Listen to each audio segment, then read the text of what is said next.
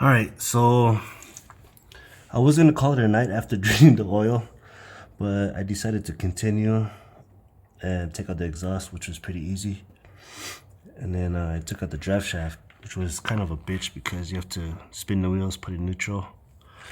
So all I have to do now is take out the bolts to this bracket, this black bracket, and then the bolts to the engine, and I should be able to back it out and take out the flex plate. So here's the exhaust. It's a HBP single exit and a DSS one-piece drive shaft. It's my setup underneath. So I'm pretty much done for tonight. I'm pretty tired. Like I said, I was just gonna drain the oil, but yeah, I'm glad I did a little more today. So we'll continue this tomorrow. All right, so I ran into a problem, guys.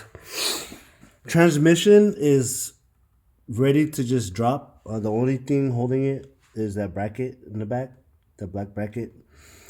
I was trying to take off the torque converter bolts, but I ran into this problem. So remember that timing plate ring that I was mentioning? Well, that timing ring is blocking the 12mm bolts to the torque converter.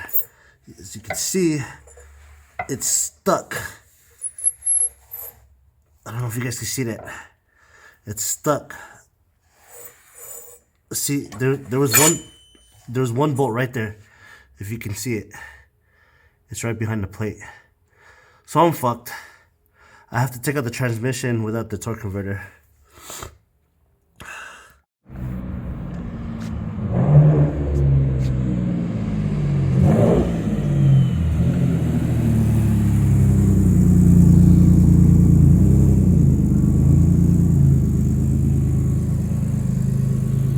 The flex plate is finally off.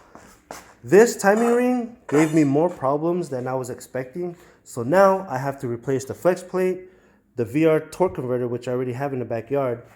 These ARP bolts that stripped coming off the torque converter because they heated up. Crankshaft position sensor, I already have. I have to change out the seal on the transmission and the rear main seal on the engine. So hopefully in the next couple of days, the G will be back up and running. I also want to give a shout out to my boy Menace that came here with the boosted G. Bro, you saved me a bunch of time and headache. And now I'm able to celebrate Arnold's birthday this week. So thank you, bro. If you ever need anything, I'm just a phone call away or I'm just down the street. Also, if you guys want to follow a sick ass build, make sure you follow him because his car is super fast. It'll smash on the G. Give him a follow, guys.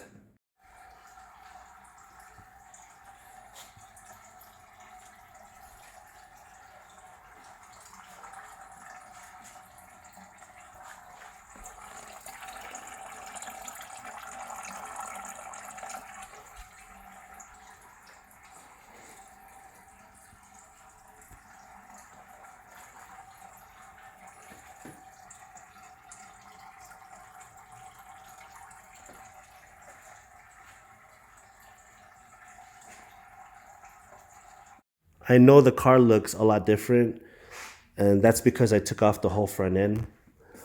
I knew that my radiator was leaking, so I bought a new radiator, all aluminum. It's not an upgraded one.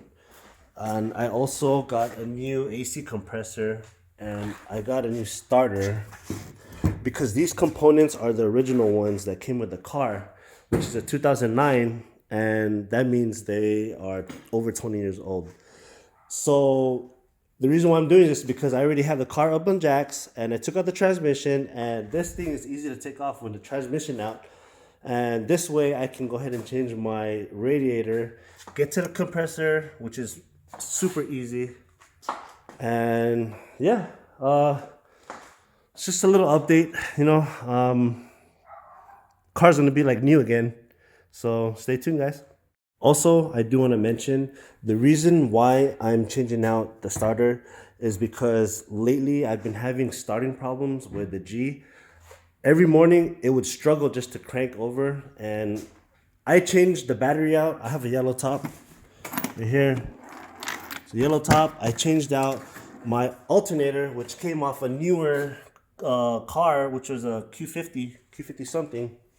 I pretty much narrowed it down, and I did my homework about starters, and there's a good amount of symptoms that you can go through, but one of them was hard time starting, and it just makes sense because this starter is hella old.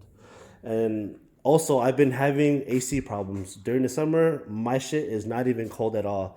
So, like I said, this is a good time to change it out, change out the radiator, and yeah, get it fixed.